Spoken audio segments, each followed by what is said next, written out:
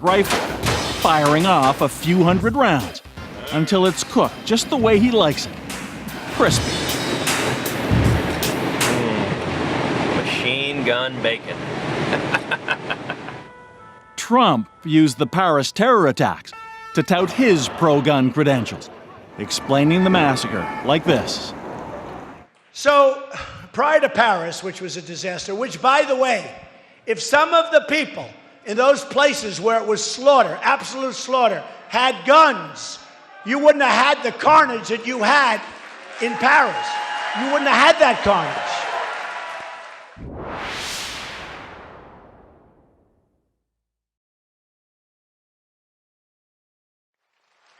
Bibles and guns brought us here.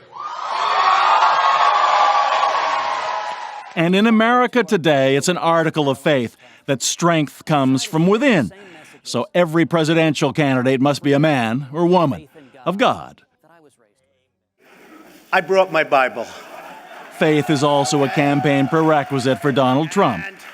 You know, it's First Presbyterian Church, Jamaica, and this was written by my mother with my name, it's a long time ago.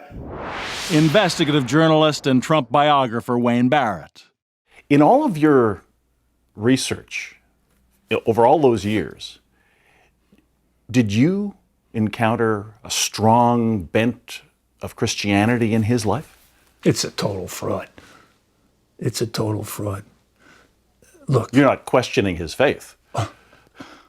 I saw that interview once where he said, well, I go on Easter and I go on Christmas, and then he's sort of scratching his head and said, oh, and Sundays. Sometimes I go on Sundays, you know. I mean, please.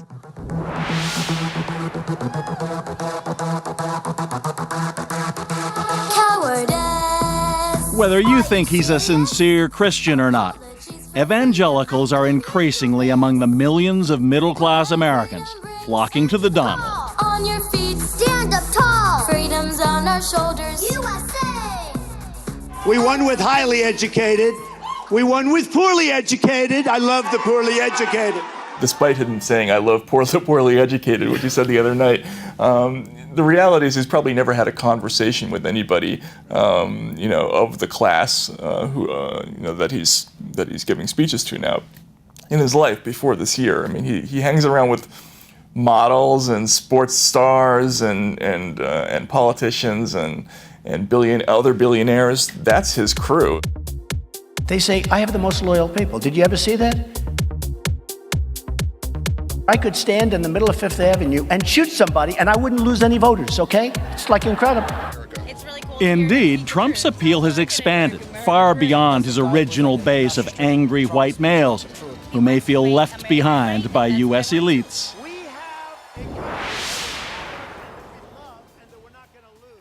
Now, we've kind of hit a ceiling on the American dream.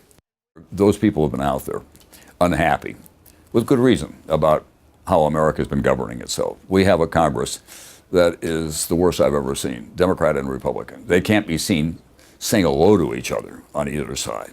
Tom Brokaw says there's anger in America, a feeling of betrayal by government, especially in Washington.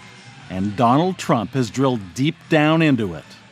What the American people really want is financial security, and they don't feel they have that anymore. And that's a huge issue that no one is addressing in a forensic way. How do we change that? So Donald Trump gave voice to their anger. And now there is the possibility that he can get the nomination, A, and B, get elected. It still is a long shot, it seems to me, but we have been surprised one time after another in the last 9 months.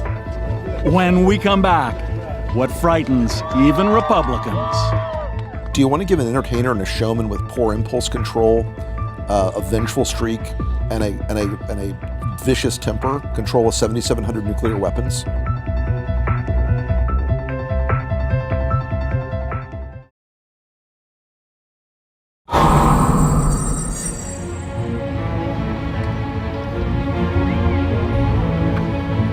January 21st, 2017, the morning after the inauguration.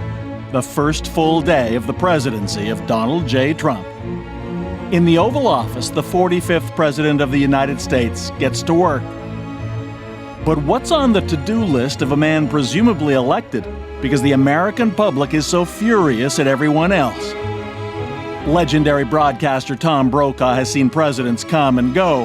He says none faced a learning curve like Donald Trump. I don't think he really has a full appreciation of just how complex that job is. It's the hardest job in the world, by far. And it's not just being the public face of the White House. You've got to be in there with your hands on the gears. You've got to have a smart national security and foreign policy and economic policy that plays across America, not just to one segment of or another.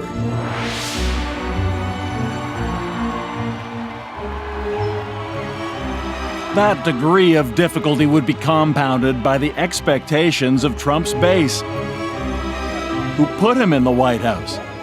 If he's played the race card, they'll be counting on him to follow through with action. Well, he's playing to the group that feels, that this should be a white Christian America, that Muslims are responsible for all the difficulties that we have just because there were Muslims involved in the bombing of the World Trade Center and the Pentagon. That all Muslims are guilty in some fashion. The U.S. has become a dumping ground for everybody